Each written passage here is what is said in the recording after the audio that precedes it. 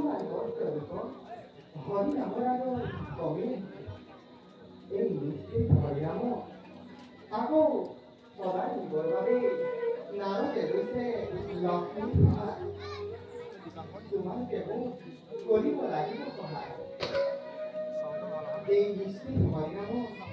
আকৌ উদ্ধাৰৰ বাবে লক্ষ্মী লৈছে নাৰদৰ সহায় হৰিনামৰ পুনৰ উদ্ধাৰত হৰিনাম এই পুনৰ উদ্ধাৰত আপনাৰ আদেশ মতে সকল কাম সামান্য কি উপায়ে আমি সৰ্বক্ষণ কৰব তোমালোকে নিশ্চিত বুদ্ধিৰে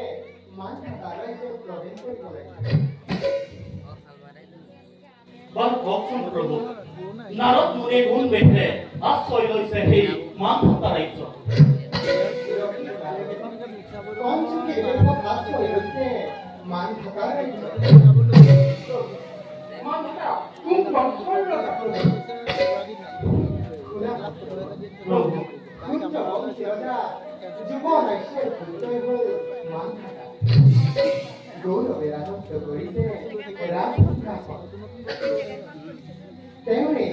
পৰীক্ষাৰ বাবে তোমালোকৰ মই নিযুক্তি দিলো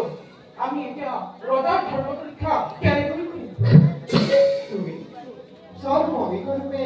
ৰজাৰ আগত দেখা পা চল কৰি ৰজাৰ হতুৱাই পুত্ৰ মচুকুন্দ হত্যা কৰাবা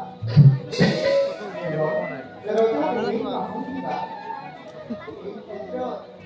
মোৰ ইংগিত তোমালোকে পাই থাকিবা ভাল প্ৰভু দিয়ক আশীৰ্বাদ আমি যেন আপনাৰ বলবাঞ্ছা পূৰণ কৰিব পাৰো তোমালোকৰ মংগল হ'ব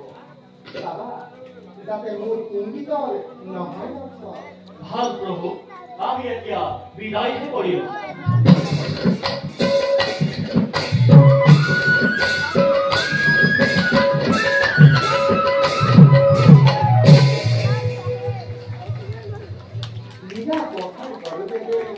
কিমান কঠিন কাম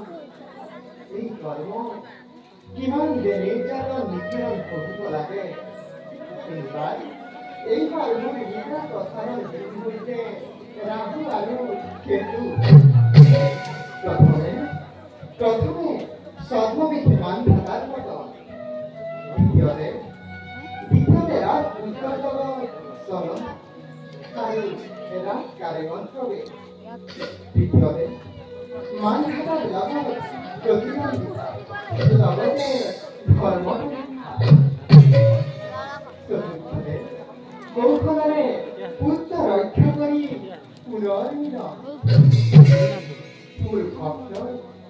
মোৰ ভক্তই মোৰ লীলা প্ৰচাৰ কৰিব আৰু মই তেওঁলোকৰ আঁৰত থাকি